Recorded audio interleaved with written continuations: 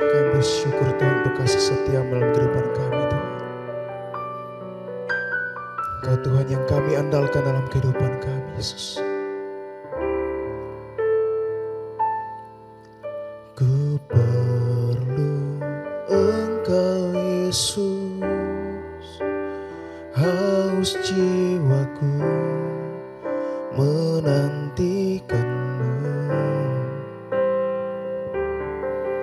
Ku percaya Kau penuh pengharapanku di dalam-Mu. Yesus, hanya Kau yang ku andalkan, melebihi siapapun juga. Yesus, hanya Kau yang ku percaya di setiap waktu. Tiada lain yang ku andalkan selain Kau Yesus. Yesus, hanya Kau yang ku andalkan, melebihi siapapun juga. Yesus, hanya Kau yang ku percaya di setiap waktu. Tiada lain yang ku andalkan selain Kau. Tiada lain yang ku andalkan selain Kau Yesus.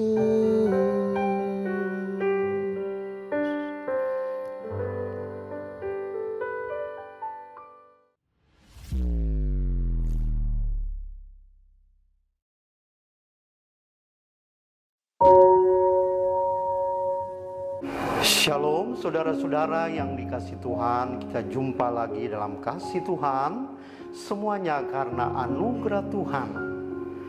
Hari ini semuanya karena anugerah Tuhan kita jumpa dalam Today Sermon. Saudara-saudara yang dikasihi Tuhan, mari kita akan membaca firman Tuhan yang saya ambil dalam kitab Mazmur pasal 100 ayat 1 sampai 5. Demikian bunyi firman Tuhan. Mazmur untuk korban syukur. Bersorak-soraklah bagi Tuhan, hai seluruh bumi. Beribadahlah kepada Tuhan dengan sukacita. Datanglah ke hadapannya dengan sorak-sorai. Ketahuilah bahwa Tuhanlah Allah, Dialah yang menjadikan kita, dan punya Dialah kita umatnya dan kawanan domba gembalaannya. Masuklah melalui pintu gerbangnya dengan nyanyian syukur, ke dalam pelatarannya dengan puji-pujian. Bersyukurlah kepadanya dan pujilah namanya. Ayat 5, sebab Tuhan itu baik, kasih setianya untuk selama-lamanya, dan kesetiaannya tetap turun-temurun. Saudara-saudara yang dikasihi oleh Tuhan,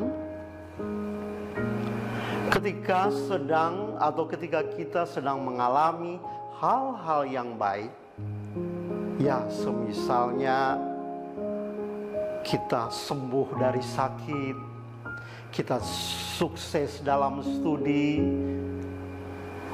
kita dipromosi dalam pekerjaan kita, bisnis kita semakin meningkat, keuangan kita semakin meningkat dan diberkati. Setiap orang tentunya akan dengan mudah berkata, oh Tuhan, terima kasih.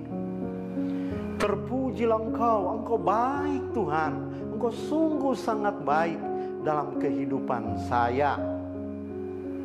Saudara-saudara, tetapi jika hal-hal yang sebaliknya terjadi, atau ketika hal yang sebaliknya terjadi, di mana sakit kita belum sembuh-sembuh, Studi kita gagal, kita dihambat dalam pekerjaan, bisnis kita semakin merosot, keuangan kita juga semakin menurun, dan berbagai-bagai masalah. Seringkali ya, yang terucap adalah pertanyaan, oh Tuhan, kok Tuhan mengapa begini? Tuhan mengapa begini yang terjadi? Mengapa hal ini yang Tuhan izinkan terjadi dalam hidup saya? Saudara-saudara yang dikasih Tuhan, ungkapan atau pertanyaan ini menunjukkan adanya keraguan kita akan kebaikan Tuhan. Keraguan kita akan kebaikan Tuhan, saudara-saudara, ya. Karena memang sebagian orang menganggap bahwa kebaikan-kebaikan Tuhan itu identik dengan hal-hal baik yang dia alami. Jadi ada banyak orang yang punya image, yang punya anggapan bahwa kebaikan Tuhan itu hanya kepada hal-hal yang baik yang dia alami. Yang seperti yang saya sudah katakan tadi, hidupnya diberkati, ya, hidupnya senang. Saudara-saudara yang dikasih Tuhan, keuangannya diberkati. Tetapi ketika hal-hal yang tidak baik menurut anggapannya datang menerpa hidupnya, timbul pertanyaan, loh kok Tuhan begini? Saudara-saudara, dia ragu akan kebaikan Tuhan. Saudara-saudara yang dikasih Tuhan, sebagai orang percaya, sebagai anak-anak Tuhan, marilah kita jangan mengukur atau menilai kebaikan Tuhan itu hanya berdasarkan hal-hal baik yang kita alami. Jadi janganlah kita menilai kebaikan Tuhan itu hanya berdasarkan hal-hal baik yang kita alami. Sebab ketika hal-hal yang tidak baik menurut kita Tuhan izinkan terjadi dalam hidup kita, ketahuilah bahwa Tuhan memiliki rencana, ya. Tuhan memiliki rencana yang indah atau maksud yang indah di balik semuanya itu. Oleh sebab itu Bapak Ibu yang dikasih Tuhan, kalau kita baca surat kiriman Rasul Paulus kepada jemaat di Roma, yaitu Roma pasal 8 ayat 28. Di sana firman Tuhan berkata, kita tahu sekarang bahwa Allah turut bekerja dalam segala sesuatu untuk mendatangkan kebaikan bagi mereka yang mengasihi Tuhan dan bagi mereka yang terpanggil sesuai dengan rencananya.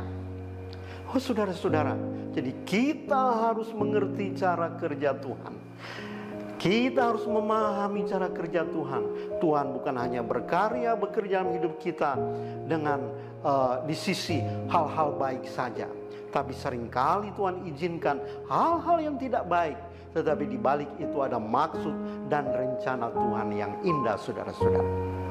Di mana dalam ayat tadi dalam Roma 8:28 berkata, Allah turut bekerja dalam segala sesuatu. Apa maksudnya? Segala sesuatu apa maksudnya? Yaitu ketika kita diberkati, ketika kita dalam keadaan pengalaman-pengalaman yang baik, tetapi juga hal-hal yang mungkin tidak baik menurut kita. Oleh sebab itu Bapak Ibu yang dikasih Tuhan, ya, mari kita komitmen mulai hari ini.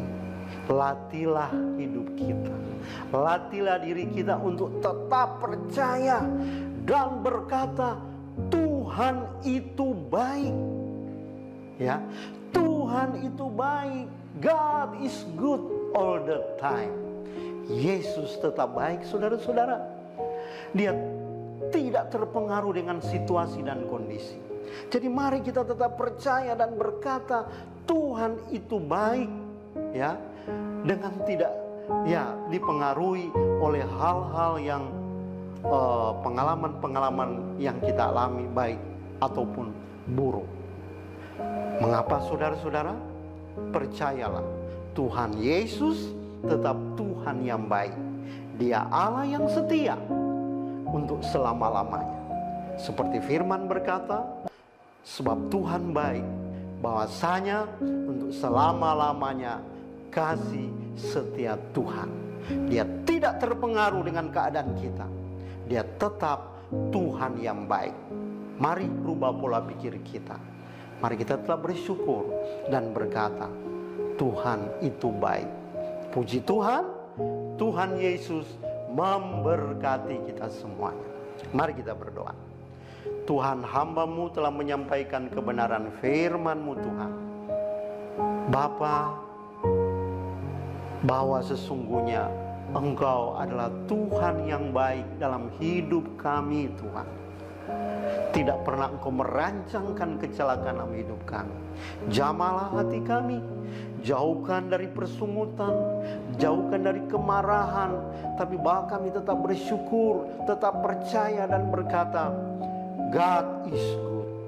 Tuhan itu baik. Tuhan itu baik dan Dia senantiasa baik dalam hidup kami. Terima kasih Tuhan buat kebenaran-Mu, bahwa kami tidak menilai, tidak mengukur kebaikan Tuhan itu hanya dalam sisi-sisi perkara-perkara yang baik yang kami alami. Terpujilah nama Tuhan, kami bersyukur dalam nama Yesus. Amin.